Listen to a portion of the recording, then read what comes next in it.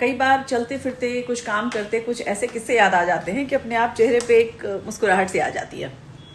जैसे मुझे एक किस्सा याद आता है कि कोई एक लेडी जो मुझे मेरी हाइट को लेके हमेशा टीज किया करती थी, मतलब मेरे और उनकी हाइट के बीच में 3 इंच का डिफरेंस है।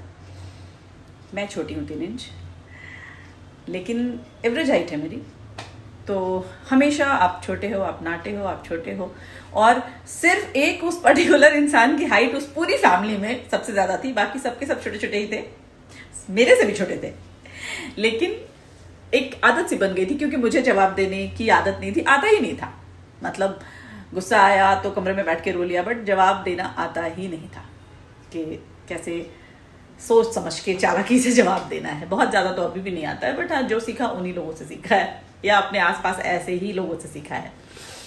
तो हर बार कुछ न कुछ उटपटांग बातें होती थी। जैसे अगर पढ़ाई की बात हुई तो अगर किसी ने कहा कि ये टॉपर है, तो अगले का जवाब आता था, अरे कौन सा ऑक्सफोर्ड की टॉपर है।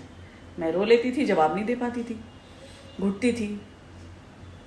अभी रिसेंटली ऐसा हुआ, रिसेंटली नहीं, 3-4 साल पुरानी बात है, कि मेरी बेटी की हाइट यहाँ तक होगी ऑलमोस्ट, मतलब 4'8", 4'9" की हाइट उसकी हुई होगी।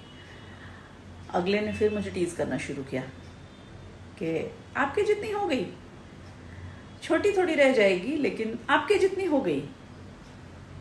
पहली बार मैंने कहा कि नहीं, अभी तुम्हारी बड़ी बहन की ही जितनी है, अभी मुझ तक आने में टाइम है। और यकीन कीजिए, उस दिन के बाद से मुझे मेरी हाइट को लेके कभी उसने टीज नहीं किया। तो कई बार ऐसा होता है ना कि हम ये सोचते रह जाते हैं कि हम जवाब देंगे तो अगला हमसे रूठ जाएगा। अरे रूठ जाएगा तो क्या, ऐसे लोग रूठे रहें तो ज्यादा अच्छा है। आपकी मानसिक शांति के लिए वो ज्यादा जरूरी है कि वो रूठे रहें।